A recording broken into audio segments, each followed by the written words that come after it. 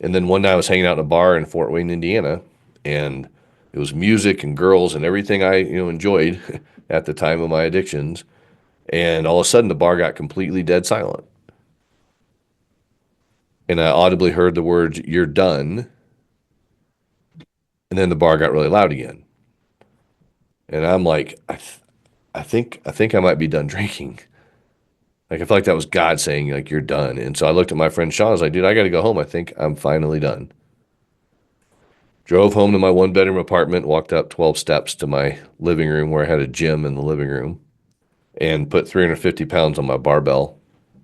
Picked up the barbell and just unhinged my elbows to take care of that self-loathing, you know, and that desperation and that anxiety and everything I was dealing with. Self-hatred, all that, and those moments are just flashing through your brain, right?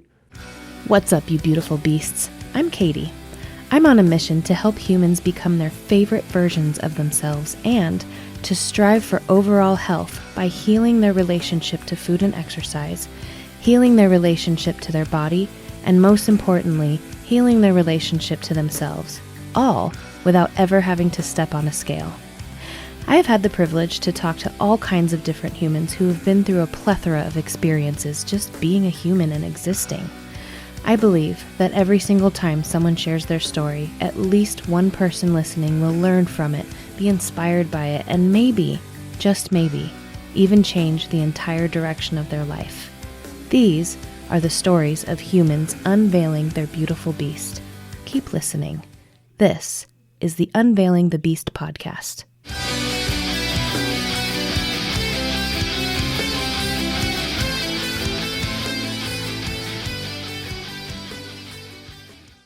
Let the beast within come out, right? Yes. Speaking of that, welcome to the Unveiling the Beast podcast.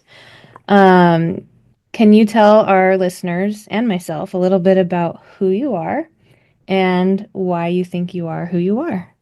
For sure, yeah. And thanks to everyone for tuning in. It's always fun to be a part of guests, be a guest on a show, but also I have a couple podcast shows I do, and just having guests on is just a lot of fun to hear the stories and just kind of organically see where they go, right? So, but I know things come up during when people listen to podcast shows. So if you're listening right now, and go ahead and write down on the website freerecoverybook.com.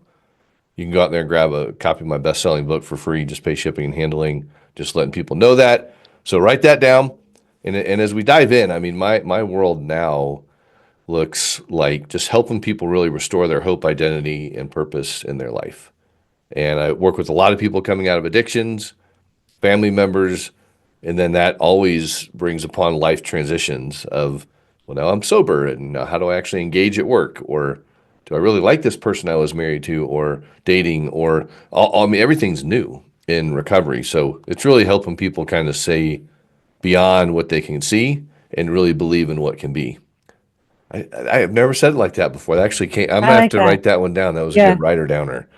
Um, That no, is but I mean, that's a word I would say. yeah, I don't even remember what I said, but it's a good writer downer right there. So write that one down, y'all. You don't even need to give me credit for saying it, but because as one of my old friends used to say, when you hear something, you always have to give the person credit that said it if you repeat it.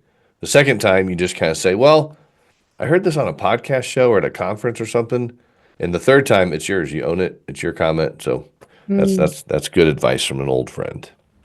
But the reason I do what I do is because I lived a life of addiction. So if you looked at kind of my rap sheet, if you will, which is a sad thing to look at, but it's the journey I went through. So I don't hold shame or guilt or anything with that. But when you've gone through, substance abuse, gambling, addictions, divorce, bankruptcy, incarceration, but also restoration and freedom and breaking those chains that used to hold me back. And there's this one marionette puppet picture that I like to look at, and it's a picture of the marionette puppet strings up here at the top and person down below, and then Jesus Christ just kind of cuts all the cords and you're free.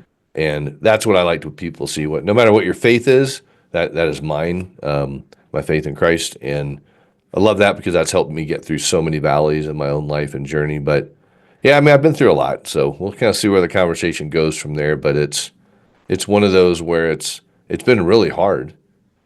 and it's still hard in some areas of my life, even being sober Yeah. 24 years. Mm. But and things that my wife and I go through just based on my actions and behaviors over the years and things, and that continues to bring some damage. But it's all working through it. It's just kind of saying I'm not defined by my past. It's just shaping me to where I'm going. So give y'all whoever's listening right now, your listeners, just giving yourself some grace and just saying, okay, I'm not what I've done, but I need to learn from what I have done to just become something better. Yeah. I love that. And I'm curious, you did mention you're like, not that I hold on to any guilt or shame about my past. Was there a point that you were holding on to guilt and shame? Because I know a lot of people will not only hold on to it, but typically when we hold on to guilt and shame, it's in isolation. Yeah, So I'm definitely curious. have done that, and it even led to just periods of my life where suicide ideation came in and just self-loathing and you suck. I didn't want to look at myself in the mirror. Just hated who I was, and it's taken a lot of work. And those things still surface today every now and then, right? Yeah. Of man, look at what just didn't work out, or a memory will come up and be like, gosh, I wish. But if I sit there and say, I wish I could have redone that. I wish that wouldn't have happened. I wish. I feel like as much as it makes sense, it's kind of like stepping on God's toes of that's part of your story, Yeah. and now if I can look at that ugliness and that mess in my life and be like, okay, that is something I did. And when I look at a lot of journeys that I've gone through, I'm like, if I were really focused on the good things in my life and who God says I am and the positive things and believing that stuff, I honestly believe a lot of the negative things wouldn't happen Hmm. because I'm really laser focused on, especially when I do coaching. I have a Recover with Rob coaching program I do, and Rob stands for redirect, overcome, and build. So we want to redirect my thoughts, overcome those obstacles and fears, and then build a new foundation. And Yeah. the more I can kind of rinse and repeat that, then those old behaviors kind of go away and the new ones come. But yeah, I've definitely dealt with shame and guilt, and even through counseling that I do now, just kind of uncovering some stuff. I'm like, man, there's just still stuff there, and there probably always will be Yes. stuff there. But as long as I can kind of recognize it and try to do something different, which I don't do perfectly at all, you can ask my family, you know.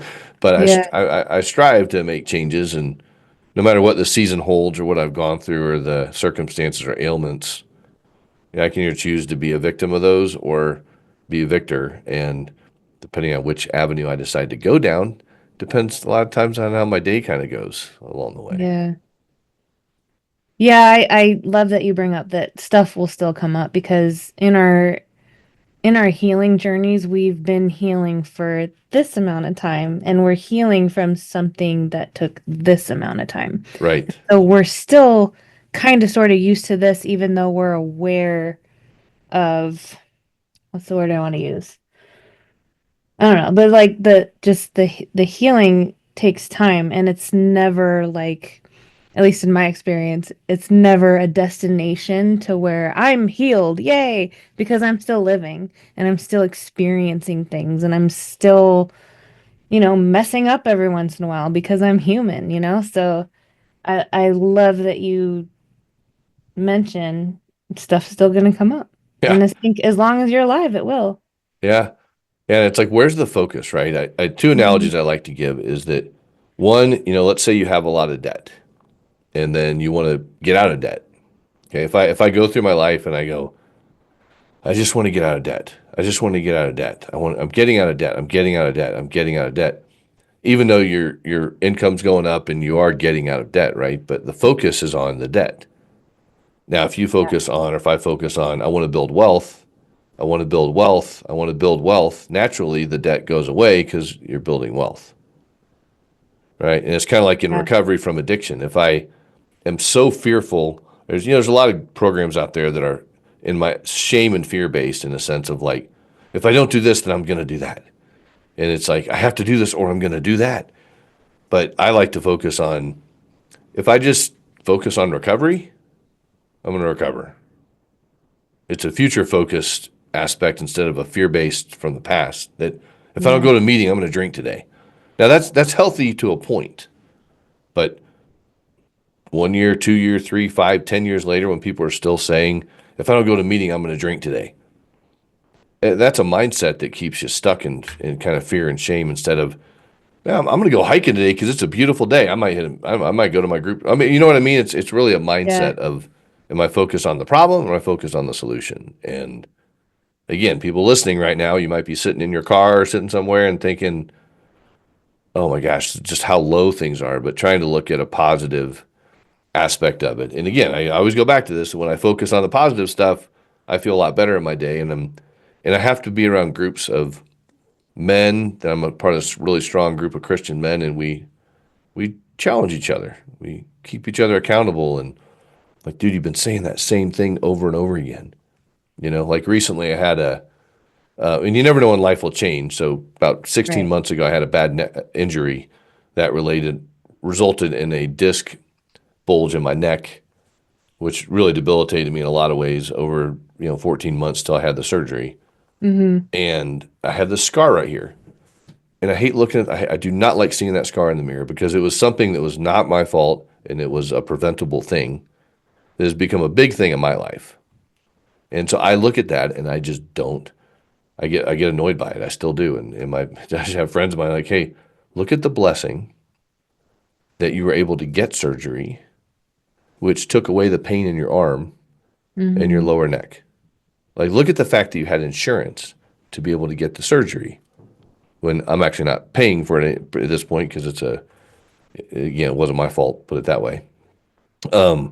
But I'm still trying to shift that mindset. And it was since September I had the surgery, but I don't like seeing the scar there because it's a Mm-hmm. reminder of what happened. And this is tiny compared to what so many people have gone through in their life. But for me, it was a big deal.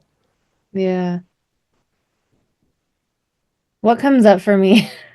And you can That was a take good this or pause leave right this. there. Well, my mind is like, should I say this or not? Say whatever. Because This it's is it's this is a not conversation. because it's not quite the same. But I recently did a post about like taking the things like insecurities and just naming them.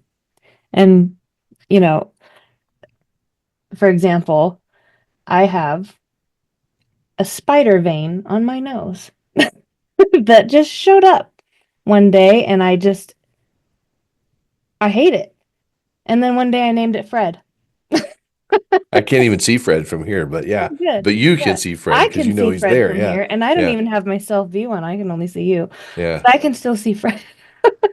Um, so I guess my question for you, have you ever considered giving it a name, your scar? I have not, but it's worth considering. Yeah. Yeah. I mean, and that's what I'm getting to is kind of just not accepting it. It's accepting it what it is, calling it what it is. Like you said, like, it is what it is. Like you can't Hmm. undo that. It's Right. there.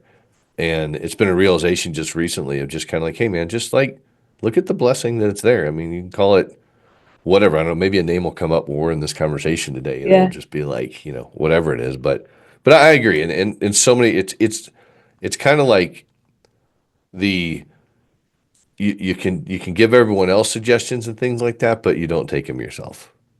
Right. You know what I mean? And Yeah. so, but I hear you. So I'll think about Fred while I name this thing whatever we're gonna call it. So, Um, so are you open to going a little deeper into your story oh and yeah, just 100%. sharing like the Yeah. timeline, whatever you're comfortable sharing? Oh yeah. I mean, Um, I've written a couple best-selling books and stuff, so there you go. I'm good with sharing You're like, I sharing have page stories. 272 memorized to a Yeah. T. Yeah. Again, if people go to that free recovery book, they can get, .com, they can get a copy of it. But no, I mean, I've talked about my faith in Christ, and alluded to that here. But I mean, I grew up in a Christian home in the Midwest, aunts, uncles, cousins, everyone was around, and it was just good. It was Mm, good, wholesome life, but I always felt like I was just wired a little bit differently, and those insecurities were there, but I didn't really know they were there. Right? And I was like the class clown and just kind of like thought that was like my personality, which it is. Like I like to be, fun and be goofy but sometimes I'm learned over the years it might be inappropriate or people don't understand my humor. May not quite get the fact that I was joking or whatever. So I'm trying to reel that in now. But back to when I was a kid, then we moved to Texas when I was 9 years old, and it was just different. You know, I never really felt like I fit in Texas, and it was just different. My cousins, my aunts, uncles, like nobody was there. We didn't know anybody. And it's a couple times I know my mom's listened to some of my podcast shows, and then she has this guilty sense of like, well, gosh, what did we do? What could we have done differently? I was like, we don't know the answer to those questions, right? But I just felt different in Texas, and I remember singing in choir once, and Mrs. Wiley was my choir teacher, and she told me to be quiet because I didn't have a good singing voice, and she put me in the back of the choir, just told me to not sing, and like I remember that, and that was one of those things like, oh, like that was one of those other things like I'm not good enough. And then over time, those things kind of compiled, and I started drinking alcohol at 14. Again, nothing traumatic happened in my life, really. There wasn't like that moment. Like sometimes, as you interview people, you hear that story of like, oh, well, that would make sense why you started drinking or doing drugs or having sex or Yeah. whatever, like those things or gambling or whatever. That would make sense. But I wouldn't say there was like one thing. But one thing I want to throw out there to parents and stuff is that I was around alcohol a lot, like up at our lake house in Michigan, and it was fun. There were parties, and it just looked fun. There weren't collateral damages I saw, but just there was the allure of, okay, this is fun. So that's just kind of what I did and what we did as a community of young kids, and it was just kind of what we did. I had circumstances, and I'd get out of them, and then that went on through high school. I'd have circumstances, and I'd get out of them, and there were these moments I feel like I could have, kind of gone further in certain areas. Like swimming was one. I loved swimming. Swam since I was a kid. I still swim today. Well, anyway, nerve injury stuff halted that, but we'll get that later. But there was this opportunity in high school, and we would go out and drink during lunch, and come back to school, and then go to swim practice, and stuff. And it was this moment I just remember like having to make a decision. I felt of I either needed to quit swimming or quit drinking. And logically and unfortunately, I quit swimming, and those things of like what could have been. And I went to college to become a doctor, and never went to med school because I just wasn't focused. And it was like, oh, what could have been? Like those shame moments, right? Like, gosh, what could have been if I would have applied myself? Yeah. And the hard thing was, especially with people with addiction and stuff, is like, we're pretty smart people, except for this addiction thing, and gambling and impulsivity and all that stuff, right? And so when I had to buckle down and get like a good grade, Katie, I would. It would just be like it would just happen. And so I knew I could do well when I wanted, but I didn't apply myself very well. And maybe you've run into that in your own life, or people listening is just like looking at that wall. It's like, man, if I just finished painting that wall, like why don't I finish painting the wall? It's just not painted. This wall is painted. I'm just giving an example, looking up if you're watching the video. But it's just kind of one of those things, right? Of why don't I just get it done? And there are those moments of shame and stuff, like, well, I may not do it right, or I don't know, or messages I heard from other people in my life. I'm just like, whatever. And so unfortunately, I would manipulate a lot of situations to suit my needs. And I thought internally like that was a good skill set. And sadly enough, obviously it's not, because you're not being authentic, and I wasn't being authentic in who I really was, because I didn't really know who I was, I would say, for a lot of my life.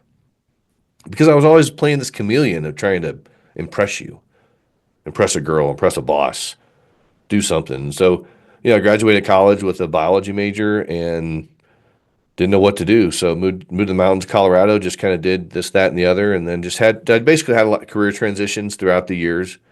Alcohol was always a part of it. Went back, got my MBA just because I felt like that would be marketable. But I was like inside, I wasn't happy. Yeah. And there were those desperate and lonely times, even though I had lots of friends. There were those things that just didn't feel like people, like I didn't like myself a lot of times, but I like had a lot of girlfriends, and it was like, okay, well, they like me, but I was real shallow in my relationships too. And more therapy and stuff I go through in marriage, I'm like, well, what's that about? Like, what is it about relationships where it's so hard to go deep and connect? Well, there's a fear of being vulnerable and being known and being seen and all those things. So, Mm. alcohol was there and it was just kind of ran rampant for a while. Had a short-lived alcoholic marriage. We both drank differently and just didn't want to be a part of it anymore. I started wanting more for my life, and then I started seeking stuff. But I was also dealing with suicide ideation, hating on myself, $67,000 in credit card debt or whatever, just because I didn't want people to know that I was like this fraud. Mm. Because again, I could have a lot of friends, but I did not feel connected in a lot of ways because it was just, I mean, people with addictions, a lot of it's artificial. Yeah. I don't know. Have you ever had family members or people in your life you would say that struggled with addictions or that sort? My side of the family are recovering alcoholics, and my husband's side of the family are practicing alcoholics. That's a good So, family reunion if you have yeah, those it's together. fantastic. Yeah. Yeah. Yeah. Uh, So you see like what happens when people do the work mm-hmm. and then people that don't do the work. And I see that all the time with addiction interventions I do now is, you know, everyone wants the loved one to go get help, right? And in my instance, I'll wrap that part up and I'll talk about kind of what I see in a lot of people's relationships and stuff, what I do professionally now. But like no one really knew how dark I really was inside, how depressed I was, how lonely. And when I was dealing, my suicide ideation looked like this, is in the self-loathing and desperation moments of hating on myself. I'd be driving down the highway in Fort Wayne, Indiana, and all of a sudden I would like literally see my car veer off the road, hit a median and explode, and I would be dead on the side of the road. And like that scared the heck out of me. Yeah. But in that, I couldn't tell anybody because then I'd get sent away to the funny farm. And so that was my own little scary secret for a long time. And then one night I was hanging out in a bar in Fort Wayne, Indiana, and it was music and girls and everything I enjoyed at the time of my addictions. And all of a sudden, the bar got completely dead silent, and I audibly heard the words "You're done," and then the bar got really loud again. And I'm like, I think I might be done drinking. Like I feel like that was God saying like you're done. And so I looked at my friend Sean. I was like, dude, I got to go home. I think I'm finally done. Drove home to my one bedroom apartment, walked up 12 steps to my living room where I had a gym in the living room, and put 350 pounds on my barbell, picked up the barbell, and just unhinged my elbows to take care of that self loathing, you know, and that desperation and that anxiety and everything I was dealing with, self hatred, all that. And those moments are just flashing through your brain, right? And what feel happened is like God, who carries the weight of the world, stopped time like in my apartment, and he revealed himself to me through my dog Jake, in a sense. My dog came up and started nudging my knee with his head, just like looking at me, and I'm like, my heart just broke for my dog. I was like, holy Yeah. cow, who's going to feed you in the morning? And I was like, what am I doing? And God just put that barbell back on the rack, and I can hear the metal hit metal every single time. I can see my dog. I can envision my apartment. Those traumatic moments that defined me in a way that I was ready to quit. And God just immediately removed any obsession and compulsion for drinking or drugs. It's just gone. Like I didn't go through detox. I didn't go through withdrawals. And I could drink a couple bottles of scotch in a day and party with Mm. sales guys and do that golf course stuff and, you know, clubs and things, right? But it was just like I was done. And my aunt took me to an AA meeting, and I haven't had a craving or desire to drink since June 7th, 2001. And that was the start of recovery. Now, recovery wasn't easy, as you know, like just because you get sober doesn't mean you're healed. So Right. there's a lot more to the story in that, but just kind of pausing there, and that's why I'm like so committed to my faith, because there's nothing else that could have happened, in my opinion, of how I just went from that to that, and from wanting to kill myself to the next morning. The only thing that happened in the middle was Jesus Christ. And growing up a Christian, that was a real tangible feel. Like I could feel that experience. Mm. I heard a quote the other day that said, and I want to get your thoughts on this. And I don't remember who said the quote, back to that conversation. Now it's your quote. But they said the opposite of addiction is not sobriety. The opposite of addiction is connection.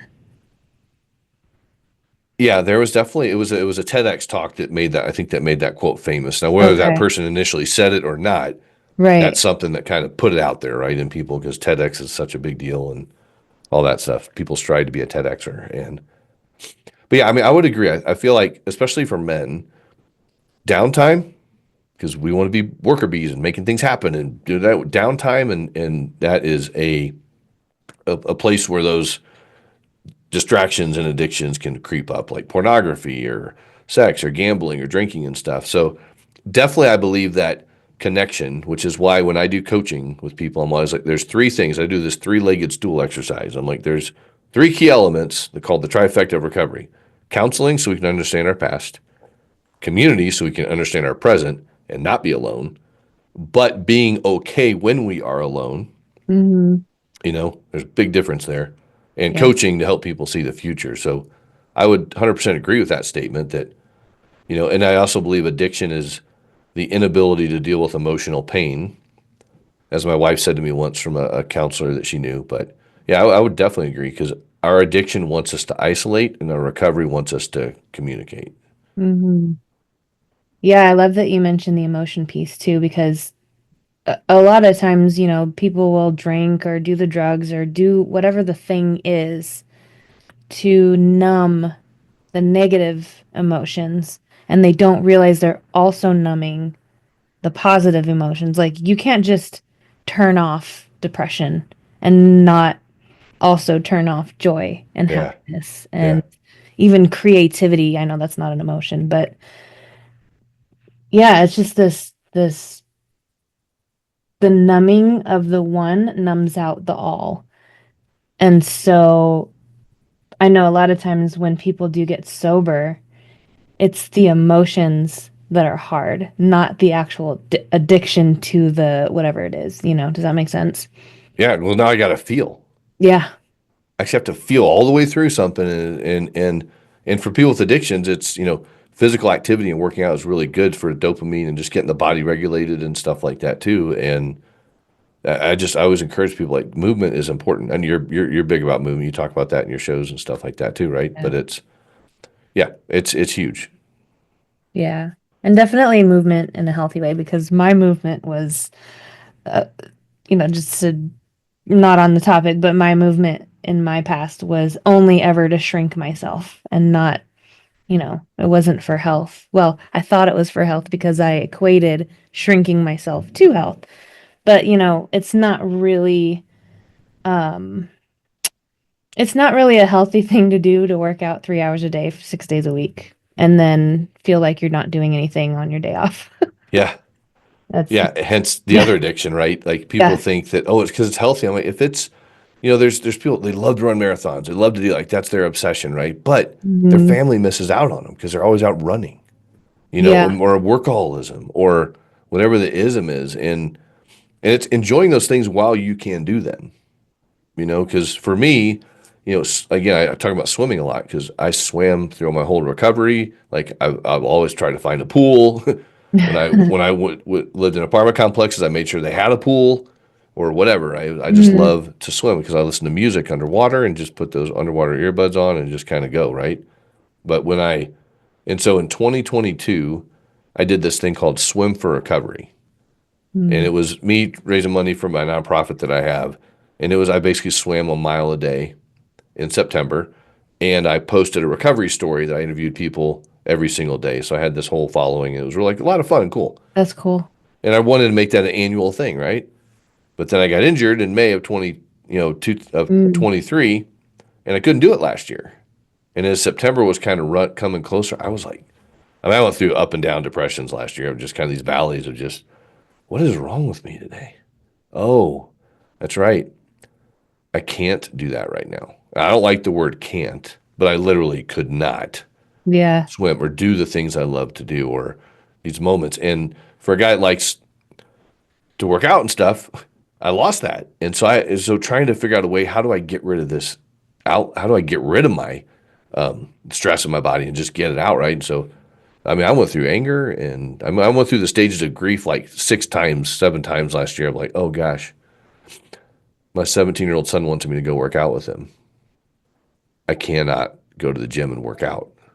Even walking around the gym was not pleasing for me. And so I'm like, I had to let that go. Right. And Hmm. just other things that, so you never know what'll happen in recovery, but mental health is such the bigger picture Yeah. in addiction, I feel, because we are trying to numb stuff. And so, but man, I learned a lot about myself last year. And, even with clients and stuff I coach, like I just stopped coaching people for a little bit because I didn't have much to give them. And Mm. it's not about me giving something to my clients, it's about being there for them. But if I can't focus and be there for them, I stopped podcasting last year because I couldn't sit at my desk and edit. But now that I got the neck surgery, like things are good, and I got lower issues, 2 discs in the lower part, and maybe a labral tear. I have to go Mm. see a specialist today for it. But I'm not gonna let that bring me down anymore. But recovery's not easy. I mean, hell, life's hard. I mean, you got all the COVID stuff that happened and confused a heck of a lot of people, and people coming out of that still. And Yeah. but the one thing I know is when I can focus on the truths about me, like for me, it's who God says I am. Like those Mm. are the truths about who Rob Lohman is. And that's true. No matter what's going on in my life, that is truth. Because I am not defined by how my wife feels about me today. I'm not defined on if you like me as a guest on your show. I'm not defined on if I was doing things right at the gym or if I'm just sitting in a hot tub. I'm not defined by any of that stuff. Now, those things are all important. How my wife feels about me. If you think I was a good guest on your show, like those things are like important, right? They got a thumbs up. Um, but they don't define me. And most of my life, that stuff defined who I was. Because I mean, in recovery, we probably have time to get into that, but I mean, it was basically having a mental breakdown in year 11 of recovery as a married man, having 2 kids, lost a job or a career just due to production and sales, having a gambling addiction, like all this stuff happening. And I ended up going to prison for a while after my mental breakdown because I just screwed up. Mm. And that wasn't Rob. And you talk about getting over shame and guilt from that, having felonies on my record, you know, having restitution I owe, like all these things, right? But Yeah. here I get to help thousands of people because of my mess, and I embrace that to the point of not pride or ego or anything, but it's like, okay, I did that stuff and I'm going to share that with you. So maybe you won't have to go through that yourself. Or if you went through it, I made it through. We made Hmm. it through as a couple. We're still married, like all this stuff, right? And but prison was that time where I had time to think and ponder and reflect, and I didn't have to take kids to school. I didn't have to go to the grocery store. I didn't have to pay the bills. But unfortunately, my wife did, who was home as a single mom, right, going through all that Mm. stuff and her own Yeah. questions and all those things, right? So different scenarios, completely different situations, right? And her not having a time feeling suffocated by everything and just but both of us in the same sense had to trust God with the outcomes, and so there's hurts on both sides of those things that, again, we still work through as a couple. I mean, there's stuff that comes up, it's like, man, a reflection of, oh, where's that, oh, we lost that item in the fire, and it was tough stuff. And but not to quit or anything, but going to prison, I was able to focus on who I was in Christ. Actually read the Bible for the first time in my life. Read Mm. all these books, became an avid reader. Because I had time. Yeah. And I don't know how many books I've finished since I've been out, but it wasn't as many as I read when I was in. Yeah. But tough times. But I chose to make it like a really good opportunity for self growth and working on me. And in that process, sometimes you get too self focused on working on ourselves, like in recovery. Like we gotta be selfish, but Hmm. not neglect others. And so yeah, I mean, heck, life's just a journey. So but again, it's like why I love talking about restoring hope, identity, and purpose in their life because I've been through enough valleys where it's like, dude, how do you like people? Some friends of mine used to say, "Loman, you're like a rubber band. You just keep bouncing back." I And like then that. and then one day, I don't even remember what I forget now. I have to try to remember that situation a little more. But I was up in our kitchen, and I just remember thinking like, I don't want to bounce back. I want to go forward. I'm done being a rubber band. Like, Mm-hmm. so I visually like reach behind my back and I cut the rubber band. I was like, I don't want to bounce back. I don't want to forget back. I don't want to go back there anymore. I want to go forward. So I don't want to go 3 steps back and 2 steps forward. I want to go 40 steps forward and maybe 10 steps back. But I'm tired of like going back there. It's like, get rid of the rearview mirror on your thing and just go for it. And but that's the shame and guilt stuff. Mm-hmm. Yeah. The theme I'm sensing is make your mess your message. Another quote, I don't know where it came from. Yeah. It's not mine. Yeah. Yeah. Yeah, just taking our hardships and even, situations that we created for ourselves that sucks for other people and growing and reading the books and doing the self work so that you can come out of it and help the other people on the other side that need you. Yeah. 100%. Yeah. It's like Mm-hmm. history from my faith perspective is his story, Mm-hmm. right? And those things that it depends how you look at it, but I feel like God allows certain things to happen that are not understandable in this time, but down the road I can look and even for a long I can look back and be like, wow, maybe that happened, so this could happen. And it's that thing that happened sucked. It's like one of my mentors, Dr. Neil Anderson, that wrote the book Victory Over the Darkness, and I've interviewed him a few times, which was really cool. It's kind of like you listen to people, you read their books and you listen to their audibles and then you're interviewing them. And I remember I talked to Neil the first time before, like on the phone to set this thing up. And he was talking to me and he stopped and he's like, hello? I'm like, oh my gosh, Neil. I seriously, I was like back to like listening to your books a minute ago because actually hearing it was a really funny moment. Um, but he talks about trauma, you know? And when I first heard this, I was like, wow, that's kind of insensitive, I think. Okay. So he said, trauma is a moment in time. The event happened. It was traumatic. But the problem is we as individuals decide to carry that negativeness of that trauma forward. And the sooner we can let that go or understand it and stuff like that, the time frame changes. Like shame doesn't get so hard. Like, what did I do wrong? Probably nothing in a lot of instances, Mm-hmm. you know? And it's like, when a horrible instance, right? When if somebody gets raped, and it was one of those things where they didn't put themselves in the situation, right? It was just a horrible thing that happened, right? And the Yeah. negative messages that come from that are extreme, just can be accentuated. It can define people. And it's as horrible as it is. And this is an example that someone gave once. It's like that moment happened. Now, the problem is we replay that moment in our mind over and over again. And we can choose to tell ourselves the negative messages or tell us the positive things that are true about us. And the faster we can learn that as people, the less daunting or things that a moment in time can be, and with a car accident or whatever it is, right? Mm-hmm. But the memories are there for sure, 100%. But the traumatic moment happened, Mm-hmm. and now what do the healthier we are as individuals, the less that moment in time can define who we are. But I mean, heck, I've been there. I'm raising my hand. Had those traumatic moments that define me in a Yeah. negative way, but also define me in a positive way. Like trying to kill myself with a barbell, 350 pounds. That was traumatic as heck. But the Yeah. positive thing is I never drank again. I never wanted to do it again. I've dealt with suicidation in my life since then, but the cycles have been much shorter. They're gone now. I mean, I battled through that thanks to Neil Anderson's work that he has, but the thoughts still come in. I just don't entertain them. Yeah.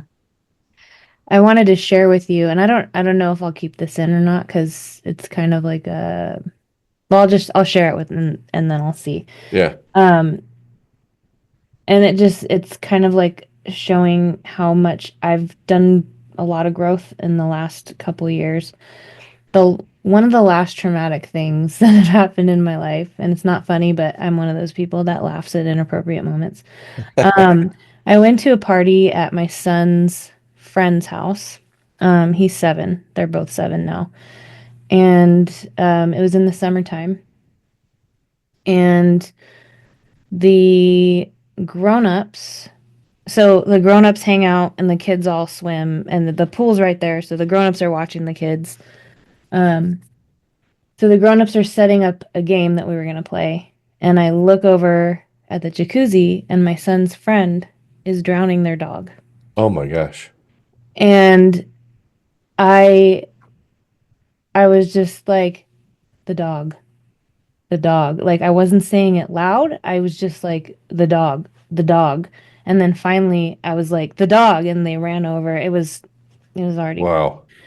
Um, and it replayed and replayed, like you said, it replayed. And my son saw it happen, and I was Mm, checking on him because I do this work. Like I coach people through their traumas, and I'm like, oh my gosh, he's 7. What's this gonna do? And he was fine, but I think I would still be replaying that had I not done the work on myself for the last 2 years. Like 2 years of constant working on myself. And you talking about that, like the replay, that's the first thing that popped up. So that's why I felt the urge yeah. to share. But it was like, and she wasn't, I don't think she was purposely trying to drown the dog, but it was almost like she was dancing with the dog, and all I remember is looking over and just seeing its little snout, like at the top of the water, and then go under. I'm like, oh my Mm, God. yeah. So, R.I.P. Jello. But yeah, that it replayed for like 2 or 3 weeks. And Yeah. my husband was like, you gotta do something. This is, and I'm like, I know. So it finally went away, but yeah. Yeah. Those are hard moments. Even when I had my Mhm. breakdown that sent me to prison, for a while, and people didn't understand what happened. For me, it was a mental breakdown, self-loathing, suicide, like all this stuff was happening like the months before after I lost my career due to sales numbers, and just I was a hot mess, and gambling, impulsivity, and risk take, like all these things were going on subconsciously, and not a whole lot was going on consciously. And Right. this one night, just in a mental blackout, lit some boxes on fire, and my breakdown was setting stuff on fire on our covered patio in a townhouse community, which Hmm. caused a lot of damage. Nobody got hurt, thank God, and so many details within all of that, right? But I was like, how the heck did I get here? Like, I don't do things like that. Yeah. The completely unhealthy guy did, right? But like me, Rob, just aware of myself and things like that, there's no way anything like that ever would have happened. And so to backtrack that and look, but also the understandable judgment from people in their community and friends are like, that, what happened there? And not Yeah. knowing the backstory, right? So for me, after I got arrested and stuff, and I was like, and my face was on the news and things like that, I was like so embarrassed, and my wife was embarrassed and stuff. But it was that thing of, really, I found out not a whole lot of people watch the news, but just the shame that it came upon with that. But I had so much more compassion for people when I would see them on the news later in my life. Like, how did that person get there? Like, they weren't born and woken up and said, okay, they're going to commit this crime at whatever age, it's Yeah. just, and so my compassion barometer went up, my empathy barometer went up.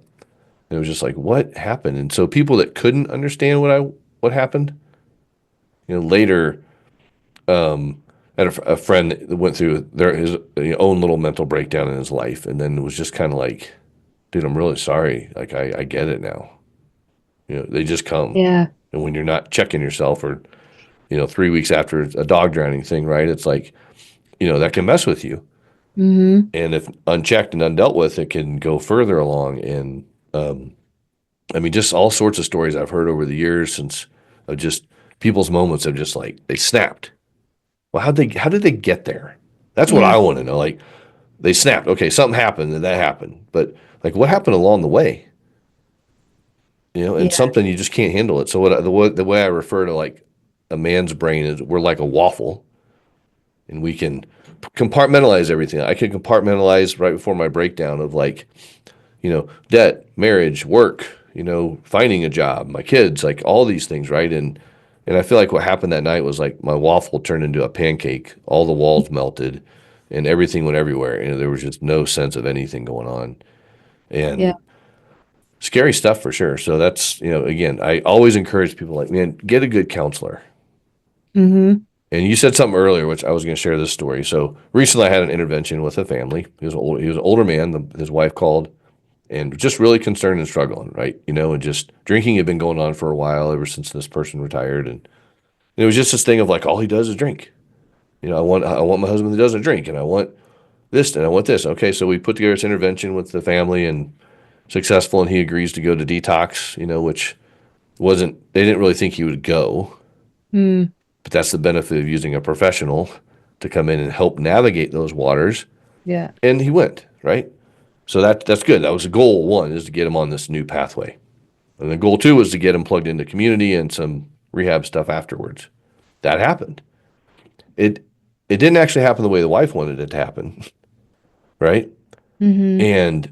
And he's like excited about recovery. He's liking going to recovery groups and this, paid out of his own pocket to go to this, outpatient program up in this area. But his wife's just so mad and angry about so many things. And I don't know why, because you give the family the tools and the loved one the tools. And sometimes it's kind of like, well, people are like, I don't want you sharing my story on the radio. I'm like, well, I'm not saying your name. I don't Right. even say where you live. This is just a common scenario.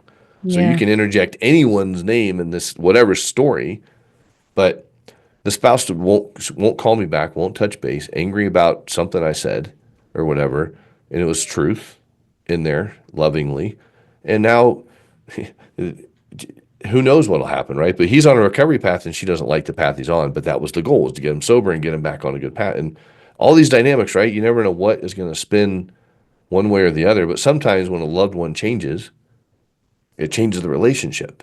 Mm-hmm. Sometimes the person that wanted the change doesn't like that change. They'd rather have the other change because the person over here is not doing any of the work.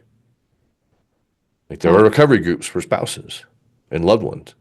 There are programs for loved ones, Yeah. and a lot of times they feel like, well, it's their fault. They're the ones that did it. Like, well, yeah, I mean, you're kind of part of the relationship too. Yeah. So there's a lot in having a family that is on the sober side and part of the family is not. You Mm, probably see those dynamics all the time still. yeah. I wanted to circle back real quick to the like how did I get here moment. Um and the outside world looking at your picture in the news or newspaper or whatever. What's a Yeah. newspaper? Yeah, exactly. I saw a guy pay $3 at a newspaper a couple days ago at a gas station. I was like, What? $3 for the newspaper. I was like, wow. But that's his story. But I would never do that. Right. Right.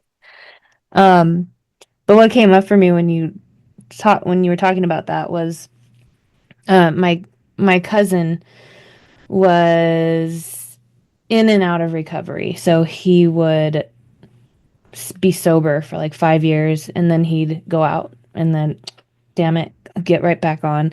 He was a very successful real estate agent. He had 4 kids, and one of the nights he had been sober 5 years, went out, got on the freeway going the wrong way, crashed his car, burned alive.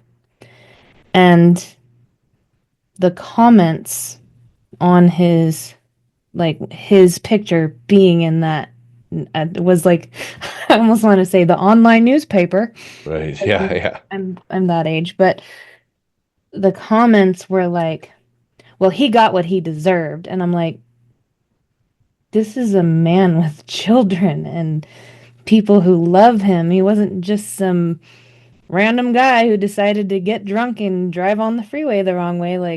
And it's hard to explain that to the outside world because all they see is a drunk who could have Right. hurt somebody and he killed himself. Yeah. So, yeah, that's just kind of what was processing in my brain is like, how do we get to that place? Like somebody like him who was like amazing dad, sober most of the time.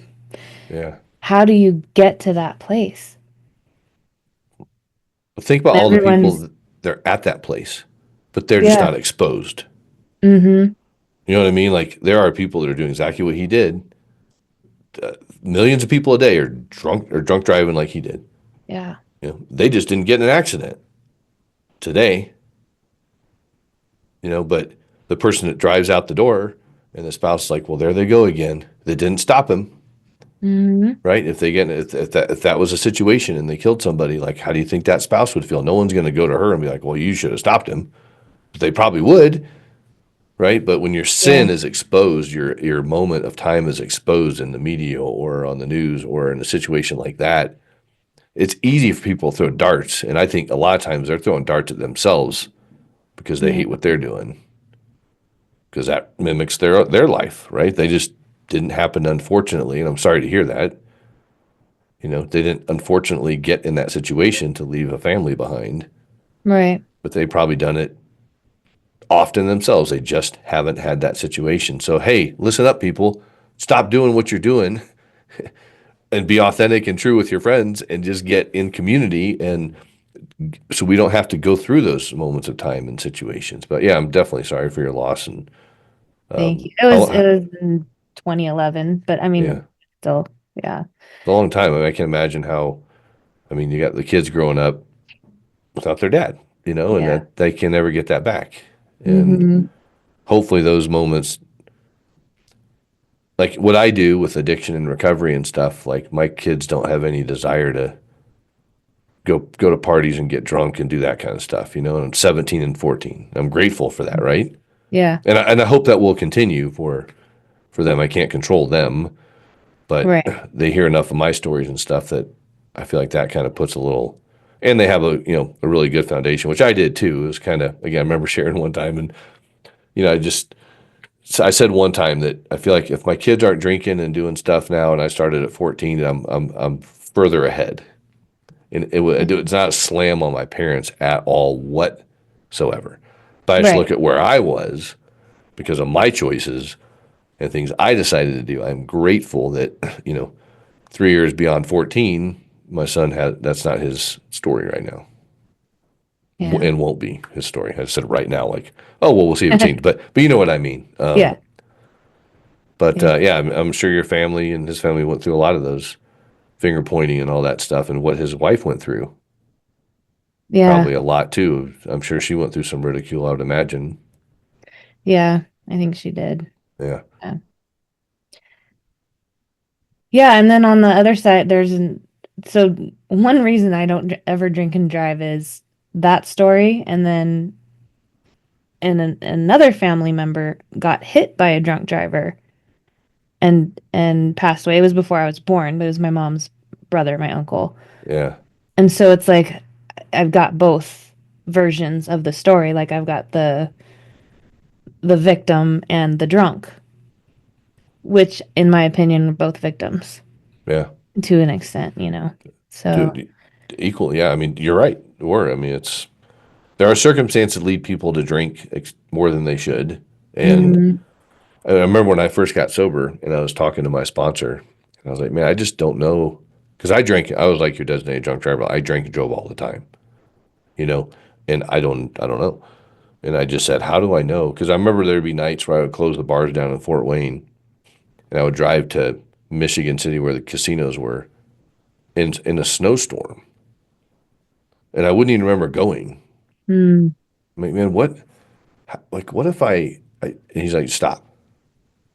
You're never going to know. And if you did hurt somebody, you'll know eventually if they yeah, track it back to you. But you can't play those tapes because we don't know. But the situations I put myself in and other people in and people in my car mhm, and people on the road was stupid, right? And all the people you hung out with did the exact same thing. So it was just kind of like a dumb, normal, I mean, a very irresponsible thing to do. But when you're in your addiction, you just don't care. You just do. yeah, And I'm glad I don't do that anymore. But I mean, if I'm driving around and someone's swerving or whatever, I mean, I'll call 911, say, hey, I don't know what's going on with the person, if they're having a stroke or they're on their cell phone or they're drunk or whatever. But it's 1 in the afternoon and this person is all over the road. yeah, I'll follow a little bit just to make sure they're okay. But I mean, I'm like, let's get the person off the road and safe so they don't, I mean, DUIs are expensive, people. Like when I do interventions and people say, well, we're just going to wait. We're not really doing it. We're just going to wait until they hit rock bottom. I was like, I'm in the business of helping people bring the bottom up to their life right now. Like my job in my life is to say, hey, here's the bottom, buddy. You want to take this Yeah. gift or do you want to keep going down? And so I said, let's not wait till they hit bottom. Like what, I'll just wait till CPS gets involved. I'm like, why? Because then they're always involved. Yeah. Well, we'll see if he gets a DUI. What if he kills somebody and goes to prison? Like, why don't we help?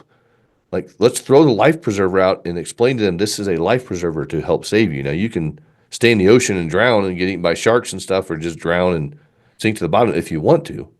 But, dude, if you grab this, we'll pull you aboard the ship and show you how to, like, not do that again. But Hmm. some family members just want to let them sink because of the pain and the Yeah. shame and the hurt and the guilt. You did this to us. But yeah, if y'all been married for 20 years or something and this behavior's been going on for 20 years, like, I'm sorry to say, but you're also part of the problem. Yeah. And you're part of the solution. But people Yep. don't like to hear that. Yeah. So Well, I want to be respectful of your time. I didn't realize that we've been at it for almost an hour. But I do have one more question for you, and that is if you had one piece of advice that you could give to the world, what would it be? take action on being the change agent in your own life, like today. And if you don't know what the action is, then reach out for help and seek somebody. I think people can step into counseling, coaching, and community very easily if you want. And just it's about getting unstuck. So when people say, do you think I'm an alcoholic? That's one question. I was like, well, if you're asking the question, chances are there might be a problem. But Mhm. be your own change agent. Take action. Don't sit back, be a victim. Be victorious and live the life you feel like you want, deserve, can achieve, and you can do it. Boom. Beautiful beasts, Rob Lohman signing off. Until next time.